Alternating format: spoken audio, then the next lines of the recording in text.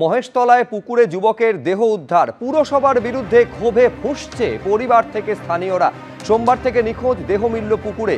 মহেশতলার বাসিন্দা রাজেশ ঘোষের দেহ উদ্ধার হয়েছে পুকুর থেকে। আরো বিস্তারিত আমরা জানবো, সরাসরি কথা বলবো। আবির দত্ত আমাদের প্রতিনিধি রয়েছেন।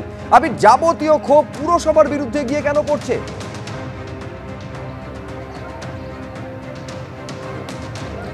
দেখো, যেখান থেকে মৃতদেহ উদ্ধার করা হয়েছে সেটি যেটা জানা যাচ্ছে 20 নম্বর ওয়ার্ড, এবং সেখানে একটি জলাশয় রয়েছে, একটি রাস্তা রয়েছে, কিন্তু বোঝার উপায় নেই যে কোনটা রাস্তা আর কোনটা জলাশয়, কারণ পুরোটাই জলের মধ্যে রয়েছে।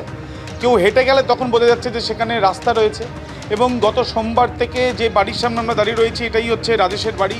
28 বছর বয়সী রাজেশ এই পরিবারের একমাত্র আর্নিং মেম্বার, এবং বাবা মা দুজনেই বয়স্ক এবং তাদের চিকিৎসা চলছে।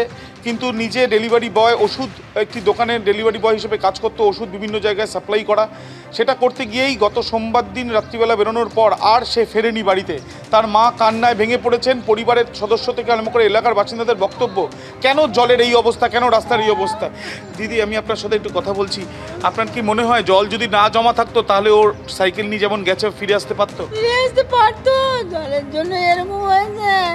আমার ছেলেরও জানার জন্য তো হতে পারে। আমার ছেলে তো বাঁচার জন্য চেষ্টা করেছে, কত কষ্ট জীবনটা চলে গেছে, ভালো ছেলে গেছে। অত রাত্রে যদি ডেলিভারিতে না পাঠাতো, ওই যে অত রাত্রে যদি না পাঠাতো ছেলেটা এরকম হতো না। কেন ওরাই বলেছে যে যাও কাজ ছাড়িয়ে দেবো, এটা ভয় দেখাইছে। হ্যাঁ, ও যেখানে কাজ করতো সেখান থেকেও চাপ ছিল। হ্যাঁ, সবসময় বলতো কাজ ছাড়িয়ে। এই যে জল জমার যে সমস্যা, সেই সমস্যাটা কত বড় সমস্যা আপনারা মনে করেন? প্রচুর সমস্যা, সমস্ত জায়গাতে প্রত্যেকটা ওয়ার্ডে জলে। এই ঘটনার জন্য দায় কার মনে হয়? পৌরসভার এই গাফিলতির জন্যই এই ঘটনা ঘটেছে, এছাড়া আর কিছু না। পৌরসভার গাফিলতি।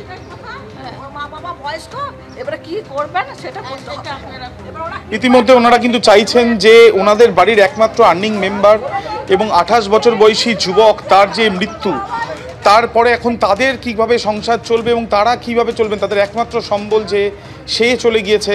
এবং যে জায়গায় আমরা দাঁড়িয়ে আছি 16 নম্বর ওয়ার্ড, 20 নম্বর ওয়ার্ডের যে ঘটনা, সেই ঘটনার পরিপ্রেক্ষিতে এলাকার যারা বাসিন্দারা তারাও ক্ষোভে ফুঁসছেন যে দীর্ঘদিন ধরে তাদের এই সমস্যা ভোগ করতে হয়। এবং তারা এটাও বলছেন যে বাতিস্তম্ভ একটা থাকলেও সেখানে আলো জ্বলেনি এবং এই ঘটনা ঘটেছে।